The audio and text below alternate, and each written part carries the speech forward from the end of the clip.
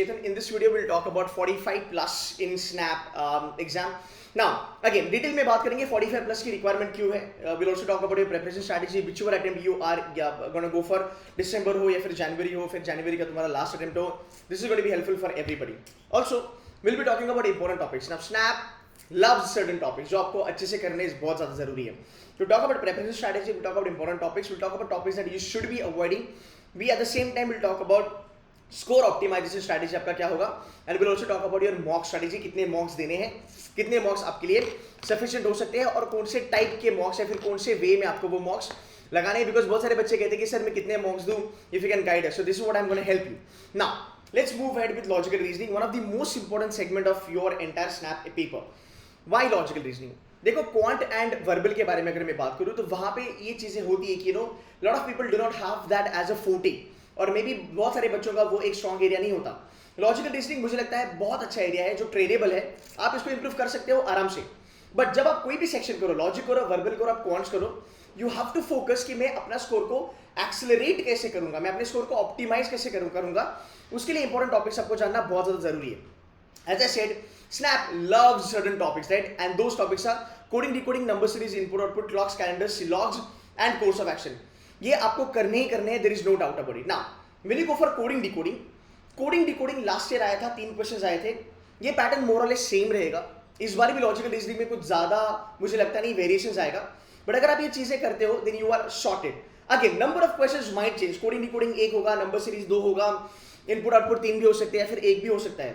You need to understand this. Now, while you go through this, अगर हम इसके बारे में बात करेंगे, लॉजिकल रीजनिंग में ये सबसे इंपॉर्टेंट टॉपिक्स है. अब अगर मैं नीचे चलो, कोर्स ऑफ एक्शन अजम्पशन,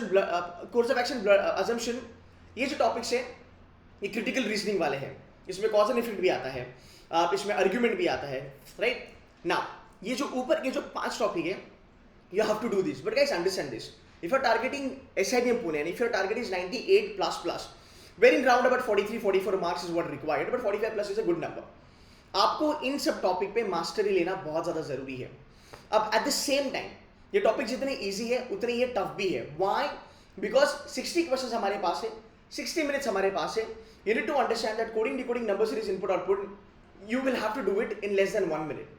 अब ये जो टॉपिक है ये कभी कभी 1 मिनट में क्रैक नहीं होते हैं, and that is the reason you need to focus a lot on this topics. कैसे?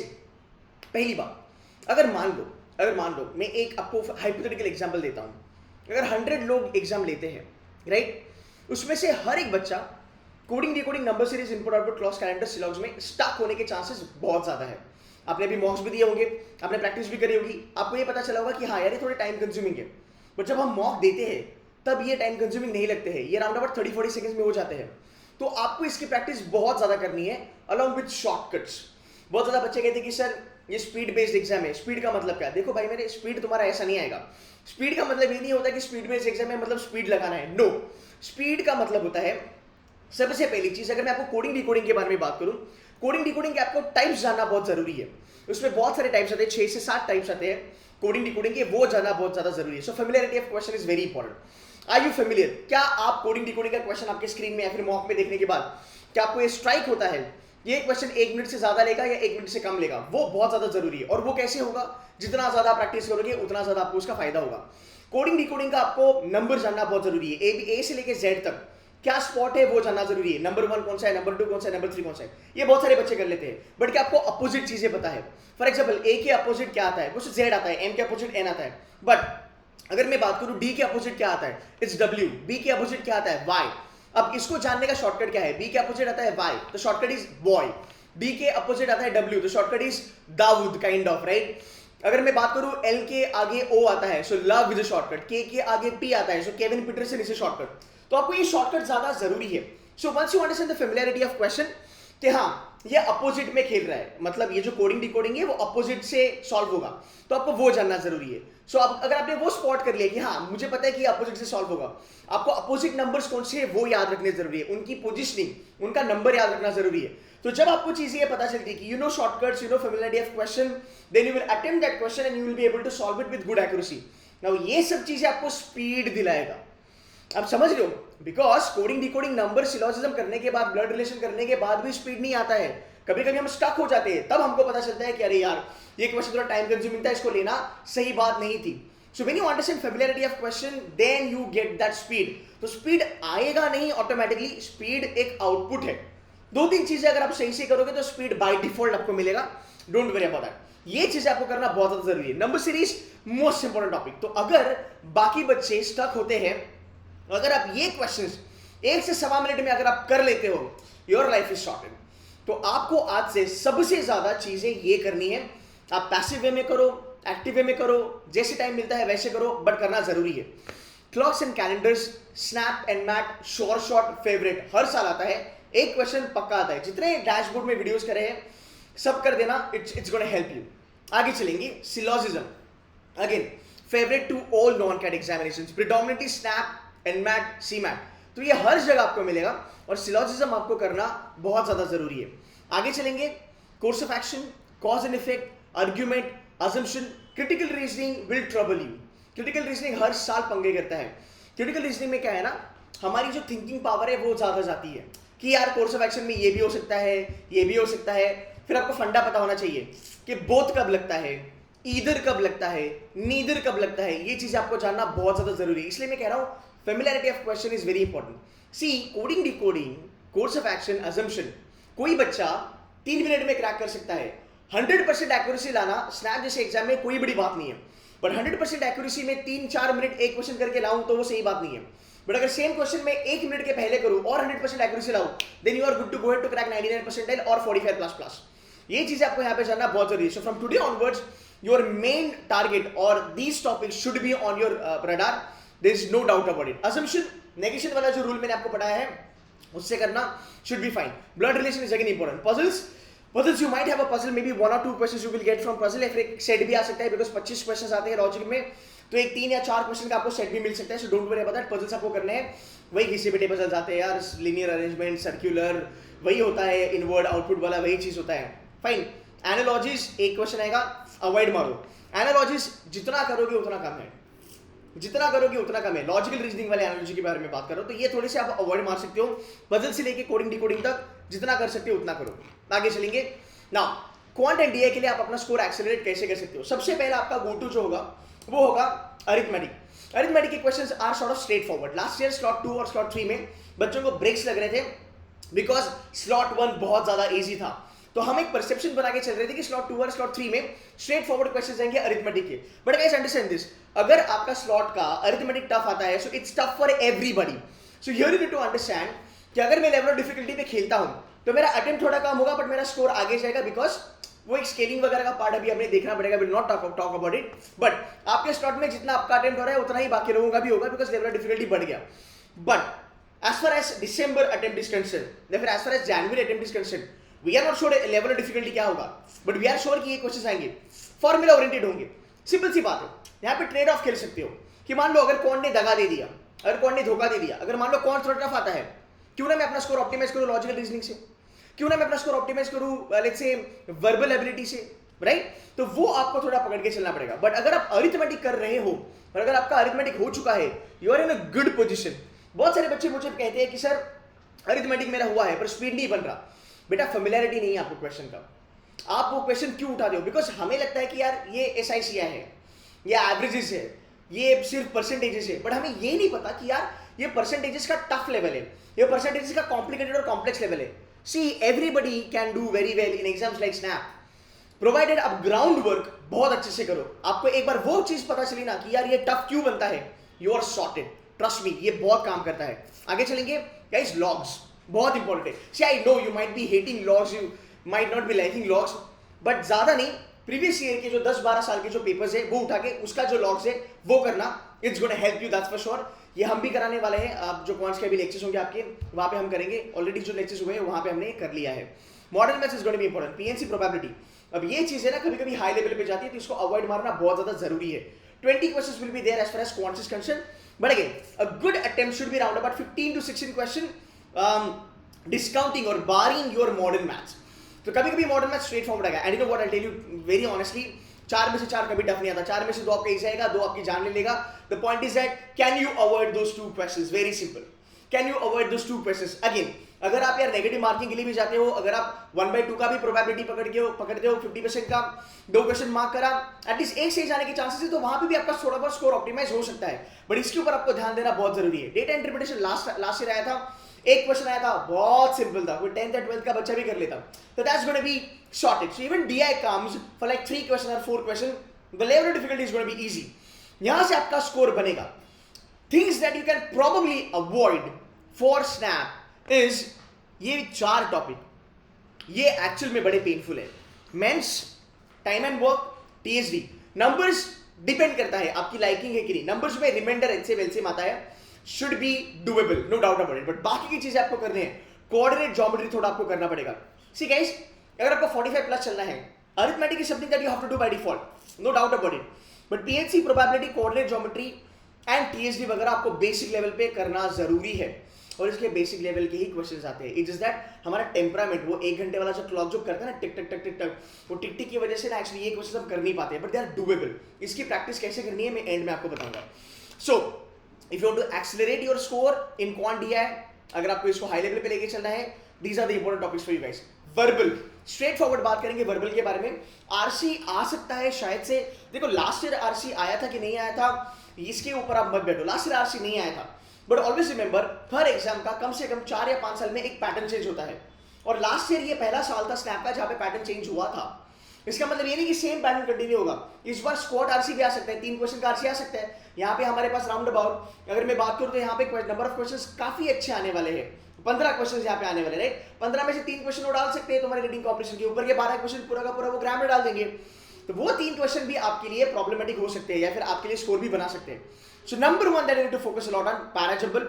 Number 2 grammar. डैशबोर्ड में 11-12 वीडियोस है आपके, पूरे चार्ट लेना, उसके बाहर कुछ भी नहीं आएगा। Your grammar is predominantly based on subject verb agreement, part of speech, tenses, question tag, direct indirect speech, right. ये सब बेसिक लेवल है जो हमने स्कूल लेवल में करा है। ये सब बेसिक लेवल है जो हमने स्कूल लेवल में करा है, डुएबल होता है। Parajumble is something you will be working hard on, grammar is something you will be working hard on. Figure of speech तुमको आता है तो करो, हाइपरबोल, मेटाफर वगैरह अगर समझता है तो करो, नहीं समझता है तो छोड़ दो, बेसिक लेवल पे करोगे तो भी चलेगा। पार्ट ऑफ स्पीच मैंने कहा था, noun, collective noun, compound noun, noun का एक पूरा लेक्चर पढ़ा है, उसको कर लेना। पैरा कंप्लीशन, अगेन एक आध क्वेश्चन आ सकता है। स्पेलिंग एरर, स्पेलिंग एरर एक क्वेश्चन आता है, इसमें ज्यादा लोड मत लेना, बिकॉज एक क्वेश्चन के लिए ज्यादा टाइम हम बर्बाद नहीं कर सकते, बट अगेन आप तुक्का भी मार सकते हो, उसके भी बारे में थोड़ा बाद में बात करेंगे। वोकैबुलरी के 5 क्वेश्चन आएंगे। अगेन जितने मैंने रूट्स कराए हैं आपको वर्ड फॉर मेडिजी से डैशबोर्ड में, उससे आपके कम से कम 2 क्वेश्चन निकलने चाहिए। अब ज्यादा फोकस वोकैबुलरी पे मत करना कोई भी अटेम्प्ट हो, बिकॉज यार वोकैबुलरी इज एन ओशन, जितना करोगे उतना कम होगा, and you are not going to be really sure कि यही वोकैबुलरी आएगा। Though I will be doing certain sessions with you जहां पे हम वोकैबुलरी के बारे में बात करेंगे, उसमें से कुछ क्वेश्चंस आपके बनने चाहिए, बट इसके बारे में दुख मत मनाना, नहीं आया तो भी चलेगा। इडियम्स एंड फ्रेजेस, आपके डैशबोर्ड में most expected idioms and phrases का हमने ऑलरेडी एक हैंडआउट अपलोड करा है, go through that. Same goes for foreign words also. See only thing that you can do guys is you can scan it, but अगर मैं इसको ध्यान से देखता हूं, अगर मैं ग्रामर, पैराजम्बल, पैरा कंप्लीशन, मान लो part of speech, collective noun, ये भी सब ग्रामर का ही पार्ट है। अगर फिल इन द ब्लैंक्स वगैरह आता है जो ग्रामर का पार्ट है, तो फिर जितना मैं यहाँ पे कर सकता हूँ वो अगर मैं करता हूँ, और मैं लॉजिक और क्वांटिटी डे में अगर मैं मेरा स्कोर ऑप्टिमाइज कर लेता हूँ, I have a better deal on the day. यहाँ पे 15 में से I would expect you to get round about 9 to 10 questions correct. अगर आपका वर्बल बहुत वीक है, फिर भी आपके 7-8 क्वेश्चन यहाँ पे बनने चाहिए, even if you are below average, 7-8 question आपके आराम से बनेंगे। तो आपके लिए वर्बल अगर वीक है तो कौन डी है, और आपका लॉजिकल रीजनिंग में आपको स्कोर बढ़ाना पड़ेगा, no doubt about it. But यहाँ पे your good attempt should be 10 question. अगर आप 5 क्वेश्चन लगाते हो, हाँ अगर आप 5 क्वेश्चन लगाते हो आपका तुक्का लगा के, उसमें से अगर आपके 2 क्वेश्चन भी सही जाते हैं, आपको वहां पे 2 मार्क्स मिलते हैं, ऊपर कर लेना आपके जो राउंड अबाउट यार 1 मार्क से भी कम। अगर आप 4 क्वेश्चन गलत करते हो तब आपका 1 मार्क माइनस होगा। तो यहाँ पे आप थोड़ा सा स्मार्ट गेस करने की कोशिश कर सकते हो, जैसे स्पेलिंग एरर हो गया, वोकैबुलरी के बारे में, राइट। ये चीजें आपको याद रखनी है। You will have to go through and start working on these things from today itself. Now let's talk about your mock strategy. Mock में आपको क्या करना है, आई रिकमेंड एटलीस्ट 5 से 6 मॉक फुल लेंथ आपको देने बहुत ज्यादा जरूरी है, जिसका आप बैठ के प्रॉपर एनालिसिस करोगे। 5 से 6 मॉक आपको एक्टिव वे में करने हैं, 5 से 6 मॉक आपको पैसिव वे में करने हैं। You will have to go through कम से कम 10 से 12 मॉक्स, इर्रिस्पेक्टिव तुम्हारा अटेम्प्ट क्या है। दिसंबर हो या जनवरी हो, इतनी प्रैक्टिस जरूरी है. Now if you're with C2C mentors, you can focus a lot on the topic wise test. तो आप ग्रामर की टॉपिक वाइज टेस्ट लो, कोडिंग डिकोडिंग की टॉपिक वाइज टेस्ट लो, नंबर सीरीज की टॉपिक वाइज टेस्ट लो, PNC probability की topic wise test करो, जिससे आपका topic strong होगा. उसके बाद स्कोर बूस्टर को जितना ज्यादा यूटिलाइज कर सकते हो उतना ज्यादा यूटिलाइज करना. गाइस स्कोर बूस्टर में नॉन कैट लेवल की अगर मैं बात करूं, 4 से 4,500 क्वेश्चंस यहां पे है. This are more than enough for you. These are more than enough for you. इसको पैसिव वे में करो या एक्टिव वे में करो, तुम्हारा trust me familiarity of question बहुत तगड़ा होना है. स्नैप में डी डे में लास्ट ईयर जो SIBM वाले हमारे जो बच्चे थे उन्होंने ये कहा, स्कोर बूस्टर जैसा जो हमने लास्ट ईयर उनको जो प्लेटफॉर्म दिया था, मॉक्स जो दिए थे, उसकी वजह से उनका फेमिलियरिटी ऑफ क्वेश्चन बहुत ज्यादा बढ़ गया. Passive मॉक्स help them a lot. ये IFT में भी काम आया, कैट में भी काम आया, स्नैप में भी काम आएगा. This is what you need to understand. Every single mock that you are going for now onwards, you will have to apply 30-20-10 का स्ट्रैटेजी. वीडियो नहीं देखा है तो एक बार देख लेना, मैं यहाँ पे आई बटन में उसको चिपका दूंगा, वो देख लेना, बहुत इंपॉर्टेंट है guys. 30-20-10. I've been getting a great feedback. We have lot of students in SIBM Pune. We've got around about 32 students in SIBM Pune. They all followed this strategy. उनके जो फ्रेंड्स थे जिन्होंने C2C मॉक्स वगैरह के लिए join करा था, even they gave a positive feedback about 30-20-10 strategy. This is the best strategy to tackle Snap, or rather to score 48-49 in Snap. आप इसको ट्राई करो. अगेन एक या दो मॉक में ये नहीं क्लिक होगा. You will have to go for 3-4 mock. फिर ये अगर एक बार ये आपका बैठ गया, आपको पता चला कि 30 में क्या करना है, 20 में क्या करना है, 10 में क्या करना है, स्कोर बूस्ट होना चालू हो जाएगा. That is my guarantee, right? Moving it. What you have to do is you have to solve 100 bloody questions of every single topic जो मैंने आपको यहाँ पे दिया है. Every single topic, coding decoding हो गया, पैराजेबल, ग्रामर. ये पैराजेबल वगैरह बहुत इजी आता है, आप इसको पैसिवली भी कर सकते हो, सॉल्व करने की जरूरत नहीं है. बस बैठ के एक बार देख लो. आपको 100 क्वेश्चन का टारगेट रखना जरूरी है. 100 नहीं करा तो एटलीस्ट 50-60 करना भी बहुत जरूरी है. Go through all the mock videos. जो भी वीडियोस शैंकी सर ने बनाए, ही converted SIBM Pune and NMMS Mumbai. He is a topper in Snap and Elmat also. He has shown you how do you use 30-20-10 का model in the mock. So we are offering you 12 mocks with the video solutions of all the 12 mocks. इसको लगाना बहुत ज्यादा जरूरी है. And last but not the least, solve last year के papers in a passive way without timing. Last year के paper जो भी अवेलेबल इंटरनेट पे उसको लो, पैसिव वे में करना चालू करो. रोज का कमिटमेंट होना चाहिए आपका स्नैप के लिए, कम से कम 4 से 5 घंटे का कमिटमेंट आपका होना चाहिए. अगर आपका दिसंबर का अटेम्प्ट है, अगर आपका जनवरी का अटेम्प्ट है, एटलीस्ट 2 से 3 घंटे का आपका कमिटमेंट होना चाहिए. And if you study in this way, I assure you, you will be able to get a good score. I have a crash course which is based on Snap. It is the best crash course, I can guarantee you. उसके link मैं comment में डाल दूंगा. बस एक बार go through करके आप content देख लेना. I'm not saying that you buy it. I'm not saying that. Just go through it once. Just go through it once and see the kind of content that we are giving you. That content is more than enough. I'm very sure you will not get ऐसा content anywhere else. So जितनी भी चीजें Snap में आती है, important चीजें हमने सब कवर करी है. It's a very simple exam. It's an easy exam. 45 is what you can target. Now, 10 question is what you need to target as far as your verbal is concerned. Around about 20 is something that you should be targeting as far as your logical reasoning is concerned. That gives you 30. And you need to target around about 15 questions as far as your quant and DI is concerned. Okay? जब आप 45 का attempt करने जाओगे guys, तब जाके आपको 41, 42 आएगा, तब जाके आपको 98 वगैरह मिलेगा, and then you will be in a very good position to get a call from SIBM Pune. Once you get a call, conversion is my guarantee. Don't worry about that. Rather, we'll take care of it. It's my responsibility. But at least उतना target करके चलो. अगर paper का level of difficulty घट गया, and बच्चों ने last year 55-56 attempts करे हैं. I have students who attempted 60 questions with 80% accuracy, so it's doable. It's not that tough. Provided ये चीजें आप follow करो. Fine. So we have this crash course. You can join us. From Wednesday, my lectures are going to kickstart. Wednesday, Thursday, Friday, Saturday, 4 दिन मेरे lectures होंगे. I will be covering vocabulary, strategy, every bloody simple thing that is there required for Snap examination. We're going to go and we're going to have a deep dive in the Snap examination. I'll be spending a lot of time with you guys next week. तो ये करो, और अगर आप जनवरी के बच्चे हो, this is going to help you a lot. Guys, that's it from my side. Wish you all the very best for Snap. Target SIBM Pune. Nothing below that. Take care. Bye bye.